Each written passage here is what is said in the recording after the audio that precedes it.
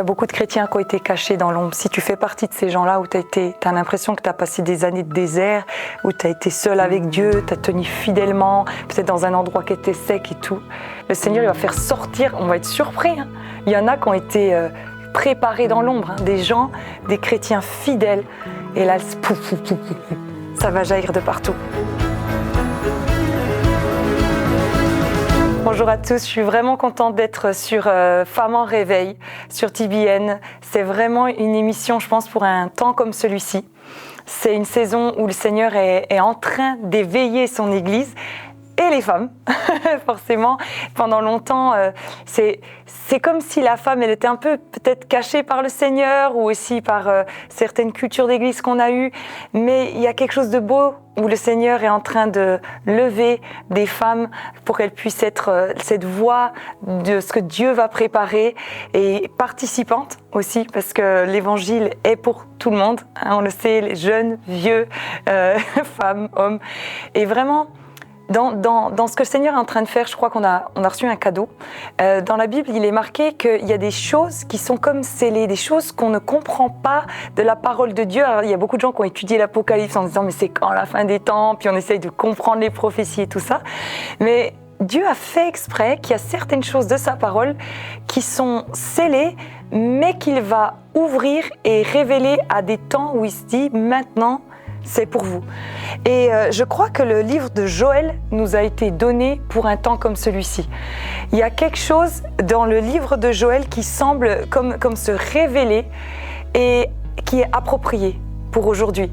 Et j'aimerais alors c'est que 4 chapitres, hein, mais qu'on le visite ensemble et qu'on voit en se disant mais oui, c'est ce qu'on est en train de vivre.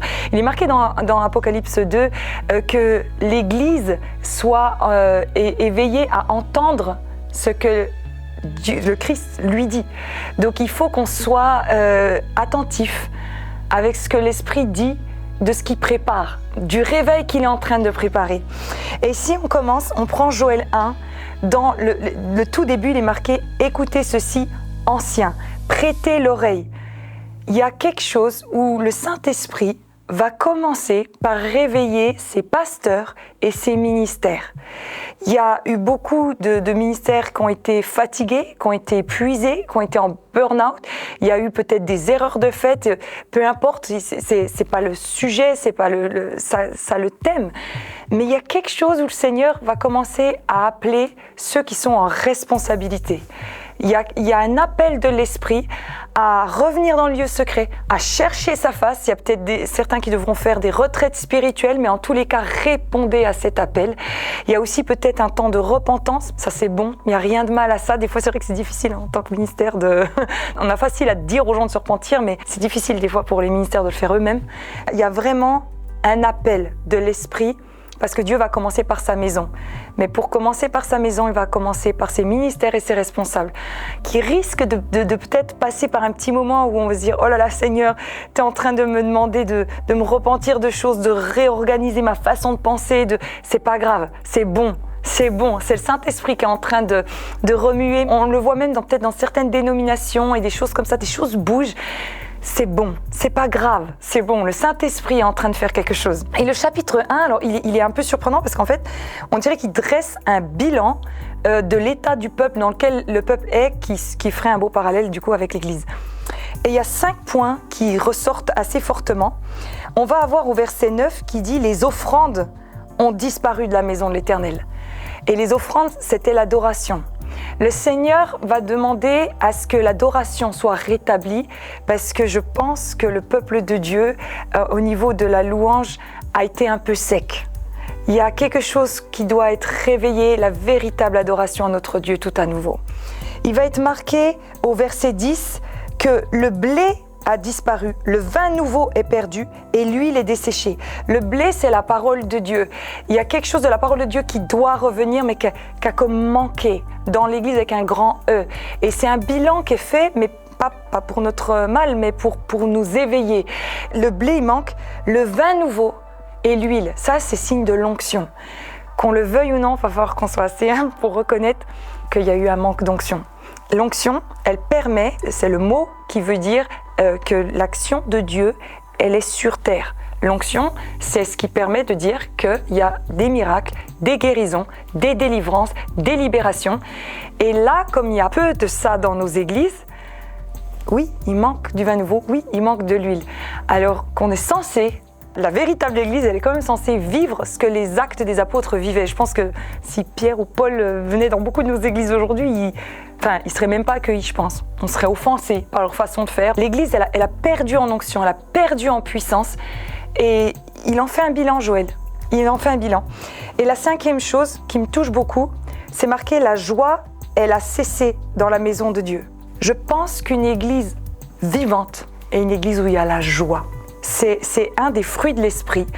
Le chrétien, alors il n'y a pas de condamnation, mais bien sûr on peut passer par des moments difficiles, mais il y a quelque chose que quand une église vit les choses de l'esprit, l'un des symptômes, c'est qu'elle est en vie et elle est joyeuse. Et là, donc Joël, 1er chapitre, il est en train de dire, écoutez, il y a un problème. Il y a un problème, la louange, elle est sèche, voire ennuyante, elle a même disparu. La parole de Dieu, elle n'est pas pleinement annoncée. Il n'y a plus d'onction et il n'y a plus de joie. Et une fois ce bilan fait, qu'est-ce qu'il dit ? Eh bien, il dit, rassemblez les gens, rassemblez les enfants, les vieillards et priez. Il y a vraiment un appel à la prière. Dans vos églises, réunissez-vous, priez, louez, dressez des autels à Dieu. Il y a un appel à la prière. Chapitre 2, premier verset, c'est marqué « Sonnez la trompette, car le jour de l'Éternel vient et il est proche ». C'est fort. Le verset suivant, « Voici un peuple nombreux et puissant », donc l'Église. Il n'y en a jamais eu et qu'il n'y en aura jamais de pareil, de génération en génération. Il y a vraiment un réveil qui arrive où Dieu va restaurer son Église. Mais comme on n'en a encore jamais vu. Parce que dans les temps où nous sommes, avec les réseaux sociaux, avec tous les moyens informatiques que nous avons, un message peut se répandre très vite. Et ce réveil va être différent des autres parce que le feu va pouvoir se répandre. Les gens vont parler de ce qui se passe et les gens vont le voir sur leurs réseaux sociaux. Et la Bible, elle dit que la terre sera couverte de la connaissance de l'Éternel. Je pense que ça va être quelque chose qu'on n'a encore jamais vu en tant que réveil, parce qu'au lieu que ça se passe dans une ville, et on en entend parler un petit peu dans les alentours, là, ça va être dans le monde partout, partout. Toutes les églises qui se réveillent pour prier.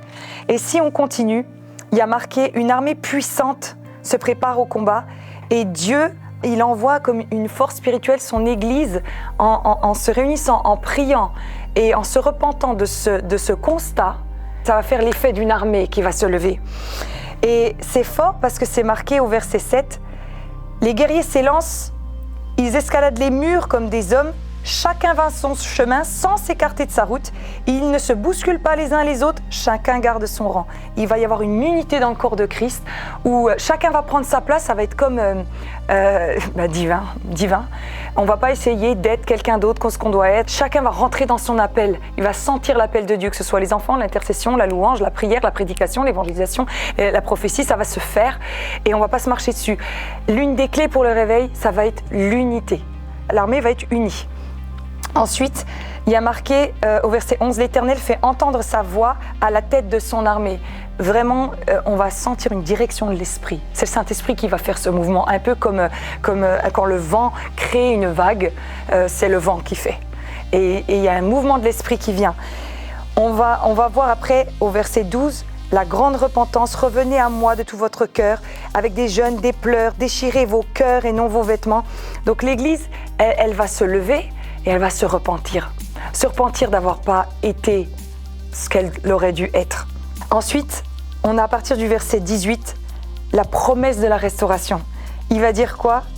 L'Éternel dit à son peuple, « Je vous renverrai le blé, le vin nouveau et l'huile. » Il va y avoir une restauration dans le réveil qui arrive. Tous ceux qui ont été dans la sécheresse spirituelle et tout, il y a un dédommagement. Il y a une récompense de la part du Seigneur qui arrive. Il y a une onction multipliée. Le Seigneur va rendre. Là où vous avez été fidèles, pour tous ceux qui ont été fidèles pendant des années, qui ont été dans le désert et qui ont dit « Seigneur, je suis là, je suis juste là avec un minimum de vin nouveau, un peu d'huile dans mon outre. » Et ça va déborder. Ça va déborder. Il y a vraiment que la foi jaillisse dans vos cœurs, qu'il y a un réveil qui arrive, le Saint-Esprit arrive. Réunissez-vous, repentez-vous de ce qui ne va pas dans votre église. Les pasteurs, les anciens, commencez-vous et vous verrez que tout ce que vous avez toujours rêvé de vivre va se faire et va être multiplié. Quand on prend le chapitre 2 et au verset 25, c'est marqué « Je vous remplacerai les années que les sauterelles ont mangées ». Il y a une accélération de Dieu qui arrive et Dieu va dédommager. Chapitre 3, il commence, et ça j'aime bien, c'est marqué « Après cela ». Ça veut dire qu'il fallait lire ce qu'il y avait avant. Une fois qu'on aura fait un constat, qu'on se sera repenti, qu'on se sera mis à prier, qu'on se sera unis, qu'on sera rentré dans l'armée, et que le Seigneur, on va commencer à voir que le Seigneur a restauré son Église. Après cela, je déverserai mon esprit sur tout être humain. Vos fils et vos filles prophétiseront, vos vieillards auront des rêves et vos jeunes auront des visions. Il y aura, dans la suite de ça, un déversement de l'esprit. On va voir des prodiges comme pas possible, des miracles comme on n'aura peut-être pas même pensé dans notre tête. Il va y avoir un déversement de l'esprit. Et il y a marqué au verset 5, « Alors, toute personne qui fera appel au nom de l'Éternel sera sauvée. » Il y aura une masse de conversions. Ça va être par millions dans tous les pays. Ça va se faire dans le monde entier. Et parce que l'Église aura été restaurée, elle va être en capacité de gérer les âmes que le Seigneur va envoyer. Le chapitre 4, au verset 1, il est marqué « Je ramènerai les déportés ». Il va y avoir dans ce réveil tous les fils prodigues qui vont revenir, les déportés, ceux qui se sont éloignés, ceux qui se sont rebellés, ceux qui n'ont pas compris, ceux qui ont été offensés, ceux qui ont été blessés. Tous les fils prodigues vont revenir. Dans Isaïe 60, il est marqué « Tes enfants, tes fils reviennent de loin ». En fait, ils vont revenir parce qu'ils vont entendre, dire ce qui se passe, mais aussi parce que l'Église elle aura été guérie et restaurée. Et donc du coup, on va être capable de les reprendre. Il n'y aura plus de haine, de colère, de toutes ces choses qui ont abîmé le corps de Christ. Et les divisions, les trahisons, comme il y a une huile qui va revenir et tout, les gens vont pouvoir revenir. Et après, le verset 13, c'est marqué « Prenez la faucille car la moisson, elle est mûre ». C'est prêt, c'est là, c'est à portée de main. Et je vous laisserai lire Joël bien sûr, avec le Saint-Esprit dans votre lieu secret. Mais il est marqué, après au verset 18, il y a une source qui sortira de la maison de l'Éternel. Une source, c'est de l'eau cachée qui jaillit.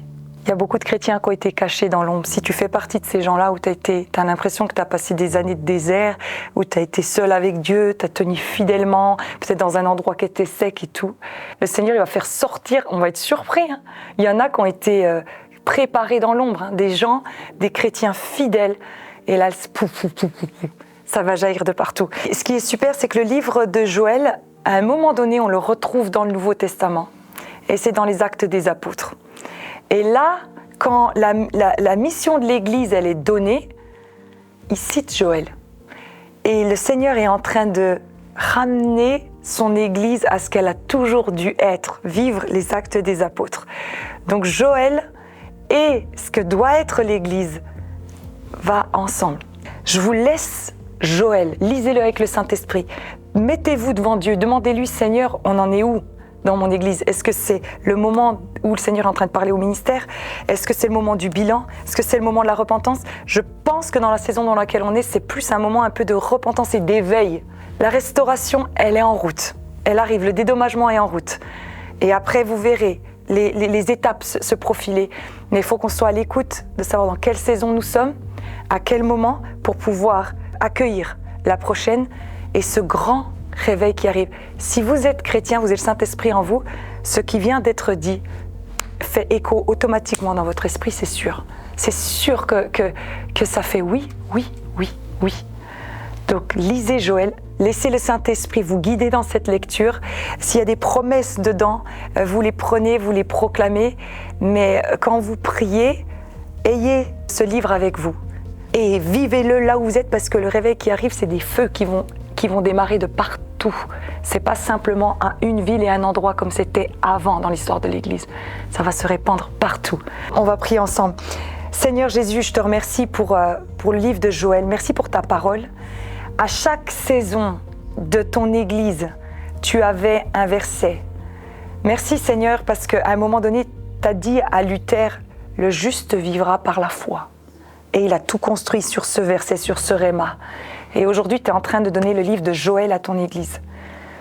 Et je te prie qu'il devienne révélation, que chacun puisse se retrouver. Est-ce que j'ai plus de blé? Est-ce que j'ai plus d'huile? Est-ce que j'ai plus de vin nouveau? Est-ce que j'ai perdu ma joie? Est-ce que le zèle de ta maison ne me dévore plus? Seigneur, viens sonder les cœurs, créer la repentance en nous, qu'on puisse se décharger. Fais qu'il y ait une vague de ton esprit, Seigneur, de pardon qui coule dans l'Église. Et restitue. Seigneur, nous demandons la restitution des années que les sauterelles ont mangées. Que tes serviteurs soient régénérés. Fais jaillir, Seigneur, les sources. Fais jaillir de ta maison cette vie qui va pouvoir du coup accueillir les âmes par milliers et milliers parce que nous serons en capacité, parce que les outres neuves pourront accueillir le vin nouveau.